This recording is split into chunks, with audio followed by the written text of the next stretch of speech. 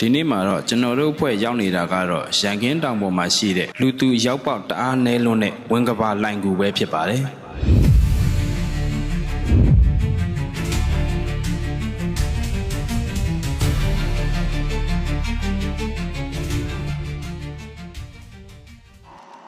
တကယ်တော့ကျွန်တော်တို့ဒီနေ့ခရီးစဉ်ကအစကတည်းကကိုလွဲခဲ့တာဗျဝင်းကဘာကိုသွားဖို့အတွက်ကိုဘုံကြီးကျောင်းချေရင်ကနေအဝင်လန်းကိုမတွေ့ပဲကြောက်တောင်အလဲကနေဝင်သွားမိခဲ့တာဗျ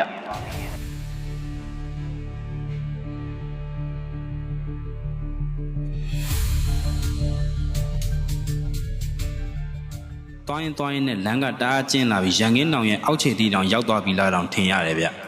စွန့်စားဖို့လည်းအရန်ကောင်းပါတယ်ဗျဝင်းကပါဆိုတဲ့အတိုင်းမှာပဲလမ်းတလန်းနဲ့မဟုတ်ဘူးဗျနှစ်လမ်းသုံးလမ်းကိုဖြစ်နေတာဒီဘက်ကလမ်းရှိပါမလားဆိုပြီးဝင်လိုက်တဲ့နေရာတိုင်းနဲ့လမ်းဖြစ်နေတာမျိုးတွေဗျတချို့နေရာတွေဆိုလမ်းဆိုင်ပုတ်အဟောင်းတွေတွေ့ရပေမဲ့လူအရောက်ပေါက်တအားနဲ့တော့လမ်းကအတော်လေးကိုပျောက်ချင်နေပြီဗျကူအတွင်းနဲ့ရောက်ပြီဆိုတာနဲ့လုံးဝအမောင်တူပဲဗျအနမ်းကလည်းလင်းတို့ချီနှံ့တွေရတဲ့ထောင်းခနဲပဲအဲ့ဒီနေရာမှာမျက်စိရှင်းထားရတယ်ဗျအပေါ်ကိုလည်းကြည့်ရအောက်ကိုလည်းကြည့်ရချော်ကြမှာလည်းတတိထားရဘေးကကြောက်ဆောင်နေရလဲလူကိုညှက်ထားသလိုပဲထူးဆန်းတာကတော့လမ်းတွေကမွေလိမ်မွေကောက်တွေနဲ့အကွေးကောက်များလုံးတော့ကျွန်တော်တို့တငယ်ချင်းအဖွဲ့တွေအဖွဲ့ကွဲသွားတယ်ဗျကျွန်တော်ကရှေ့ဆုံးကနေပြီးတော့ဘလော့ရိုက်နေတာဆိုတော့အနောက်ကအဖွဲ့ကိုတတိမထားမိလိုက်ဘူးဗျ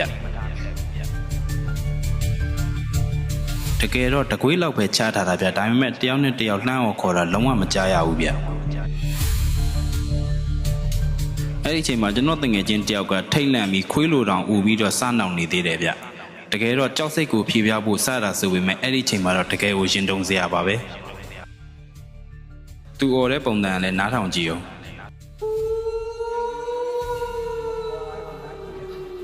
တဲကရိုက်မယ်ဆိုရင်တော့နောက်ခံခွေးဥတန်ကိုကျွန်တော်တငယ်ချင်းကိုငှားလို့ရပြီနော်ဝင်းကပါကူတဲကိုတော်တော်လေးရောက်သွားတဲ့အခါမှာတော့နောက်ထပ်စိတ်ဝင်စားစရာတစ်ခုကတရောင်ပတ်လေလောက်ပဲရှိတဲ့၄တောင်အပေါက်လေးတစ်ခုကိုထပ်တွေ့ပြန်နေဗျ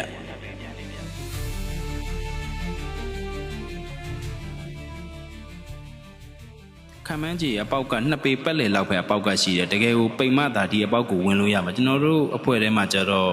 ဝါးတဲ့သူတွေလည်းပါနေတော့ဝင်လို့မရဘူးဗျဒါပေမဲ့ကျွန်တော်လက်မလျှော့ပဲနဲ့ကင်မရာလေးအတွင်းထဲလန့်ထိုးပြီးတော့အတွင်းထဲကိုတော့တေချာရိုက်ခဲ့တယ်ဗျဟန်ဟိုးဖို့ကောင်းတာကအပေါက်ကသာကျင်းတာအတွင်းမှာတော့စင်ဝိုးပုံစံတိုင်ကောင်းကြီးအကျယ်ကြီးဗျအဲ့ဒီကျယ်ကြီးထဲမှာနောက်ထပ်ဖျားဆင်းနုတော်တွေကိုလည်းတွေ့ရပါတယ်ဗျဒီလိုခက်ခက်နေရာမျိုးမှာအေးအေးချမ်းချမ်းနဲ့ဖျားတီထားတဲ့ရှေးခေတ်ကဘုန်းကြီးတွေကတကယ်ကိုချီးကျူးစရာပါပဲဗျ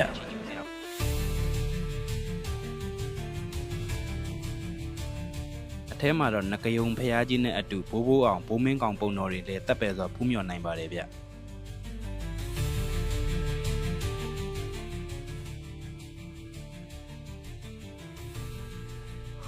ကျွန်တော်တို့အဆုံးထိအကုန်ဖူးမြော်ပြီးတဲ့နောက်မှာတော့ကျွန်တော်တို့ပြန်လဲဖို့ပြင်ကြပါတယ်ဗျဒီတစ်ခေါက်မှာတော့ကံကောင်းခြင်းတော့အဝင်နှုံးကလို့မဟုတ်ပဲပြန်ထွက်လမ်းကိုလမ်းမှန်ရသွားတယ်ဗျ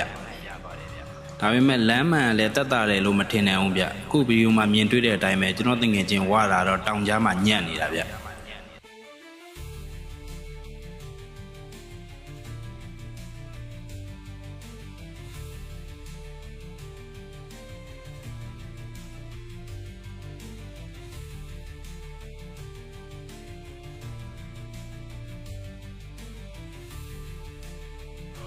ကျွန်တော်တို့ပြန်လာတဲ့လမ်းမှာတော့ကြောက်ဆောင်နေကြရတော့တီတီလေးလွတ်လာပြီးအမောင်ထဲမှာဖုံးမီလေးတွေကိုစီနဲ့ဒီလမ်းတိုင်းပဲအပေါ်ပြန်တက်ခဲ့ကြပါတယ်ဗျ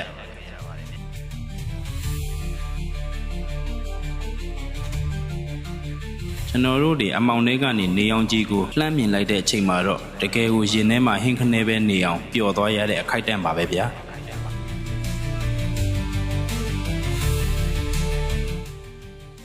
ကူပေါက်ကနေအပေါ်ကိုပထမဦးဆုံးမြင်လိုက်ရတဲ့ဇီရီလေးကတော့ရှင်ထဲကိုအေးချမ်းသွားတာပါပဲဗျာအခုမြင်နေရတဲ့ကူပေါက်ကဒါကျွန်တော်တို့ထွက်လာတဲ့အပေါက်ပါပဲတကယ်တမ်းဒါဝင်ပေါက်ပါအိုက်ကပဲဝင်ရမှာပါဗျာရန်ကင်းတောင်အစင်းလန်းကနေပြီးတော့ဝါကိုးလုံးစေတီရှိတယ်ဗျအိုက်စေတီလန်းကနေဆင်းသွားရမှာဗျအခုပြထားတဲ့မဟုတ်ဘူးပေါက်ကလေးကနေဝင်ရမှာပါ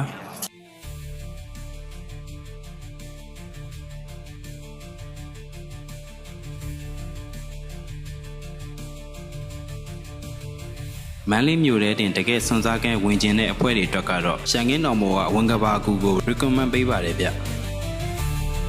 ဒါကတော့ရန်ကင်းတောင်ပေါ်ရဲ့တစ်စိတ်တစ်ပိုင်းပဲရှိပါသေးတယ်ဗျနောက်ထပ်စိတ်ဝင်စားစရာကောင်းတဲ့ငရံမင်းလိုင်ကူနဲ့ကြံတဲ့ဖျားသမိုင်းတွေကိုဒုတိယပိုင်းလေးမှာကျွန်တော်ဆက်လက်တင်ဆက်ပေးသွားပါမယ်ဗျအဆုံးထိကြည့်ရှုပေးကြတဲ့တဦးချင်းစီတိုင်းကိုကျေးဇူးအများကြီးတင်ပါတယ်